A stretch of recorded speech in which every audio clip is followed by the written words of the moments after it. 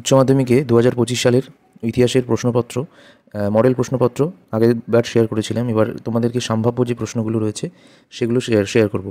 অধ্যায় অনুযায়ী প্রশ্নের সাজেশন দেওয়া হয়েছে। এই সমস্ত প্রশ্নগুলি যদি পড়ো তোমরা পরীক্ষায় কিন্তু কমন পাবে। প্রথম অধ্যায় থেকে অতীতকে স্মরণ যে চ্যাপ্টারটা রয়েছে সেখানে প্রথম প্রশ্ন, পেশাদার ইতিহাস বলতে কী বোঝায়? অপেশাদার ইতিহাসের সঙ্গে পেশাদার ইতিহাসের পার্থক্য কী? 2 নম্বর প্রশ্ন, জাদুঘর কাকে বলে? অতীত পুনর্গঠনে জাদুঘরের ভূমিকা কী? 3 নম্বর প্রশ্ন, আধুনিক ইতিহাসের লিখন পদ্ধতি সম্পর্কে আলোচনা করো। তো দ্বিতীয় অধ্যায় থেকে যে প্রশ্নগুলো আসতে পারে, দ্বিতীয় অধ্যায়ের নাম হচ্ছে ঊনবিংশ ও বিংশ শতকে ঔপনিবেশিকতাবাদ ও সাম্রাজ্যের প্রসার। প্রথম প্রশ্ন, ঔপনিবেশিকতাবাদ ও সাম্রাজ্যবাদ বিষয়ে হবসন লেনিনের তত্ত্ব আলোচনা করো। সাম্রাজ্যবাদ বলতে কী বোঝো? সাম্রাজ্যবাদের উদ্ভবের কারণগুলি সংক্ষেপে বর্ণনা করো। উপনিবেশবাদ বলতে কী বোঝো? এর সঙ্গে সাম্রাজ্যবাদের সম্পর্ক নির্ধারণ করো। তৃতীয় অধ্যায়, ঔপনিবেশিক আধিপত্যের প্রকৃতি, নিয়মিত অনিয়মিত সাম্রাজ্য। এই চ্যাপ্টার থেকে ভারতের রেলপথ প্রবর্তনের উদ্দেশ্য প্রভাব আলোচনা করো, এটা পড়বে। 2 নম্বর প্রশ্ন পড়বে, ভারতীয় অবশিল্পায়নের কারণগুলি কী ছিল? ভারতীয় অর্থনীতির উপর প্রভাব আলোচনা করো। 3 নম্বর প্রশ্ন পড়বে, ব্রিটিশ ইস্ট ইন্ডিয়া কোম্পানির আমলে ভারতে ভূমি রাজস্ব ব্যবস্থার সংক্ষিপ্ত পরিচয় দাও। 4 নম্বর প্রশ্ন পড়বে, পলাশী ও বক্সারের যুদ্ধে ফলাফলের তুলনামূলক আলোচনা করো।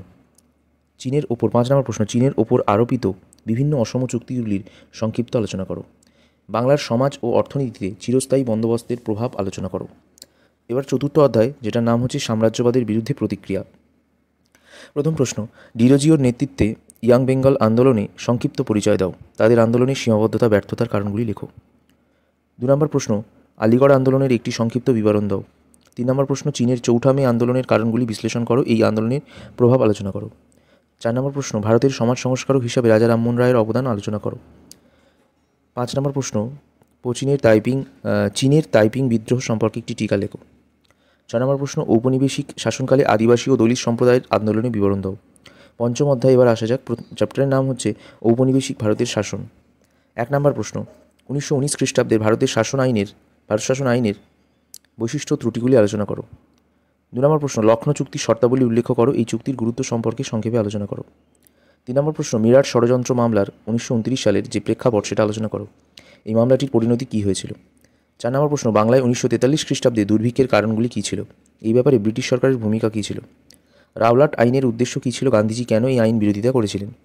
6 নম্বর প্রশ্ন, 1909 খ্রিস্টাব্দের মরলে মিন্টো সংস্কার আইনের প্রধান বৈশিষ্ট্য ও গুরুত্ব আলোচনা করো। ষষ্ঠ অধ্যায়, দ্বিতীয় বিশ্বযুদ্ধ ও উপনিবেশ সমূহ। এখান থেকে প্রথম প্রশ্ন আসতে পারে, হো চি মিনের নেতৃত্বে ভিয়েতনামের মুক্তিযুদ্ধের একটি সংক্ষিপ্ত বিবরণ দাও। 2 নম্বর প্রশ্ন, ভারতবর্ষের স্বাধীনতা সংগ্রামে সুভাষচন্দ্র বসুর অবদান পর্যালোচনা করো। 3 নম্বর প্রশ্ন আসতে পারে, ভারত ছাড়ো আন্দোলনে ঐতিহাসিক তাৎপর্য ব্যাখ্যা করো, এই আন্দোলনে মহিলাদের অংশগ্রহণ সম্পর্কে সংক্ষেপে আলোচনা করো। 4 নম্বর প্রশ্ন, মাউন্টব্যাটেন পরিকল্পনার মূল বিষয় কী ছিল? এই পরিকল্পনার ফল কী হয়েছিল? সপ্তম অধ্যায়, যেটা ঠান্ডা লড়াইয়ের যুগ, সেখান থেকে প্রথম প্রশ্ন, ঠান্ডা লড়াই বলতে কী বোঝায়? ঠান্ডা লড়াইয়ের তাত্ত্বিক ভিত্তি ব্যাখ্যা করো।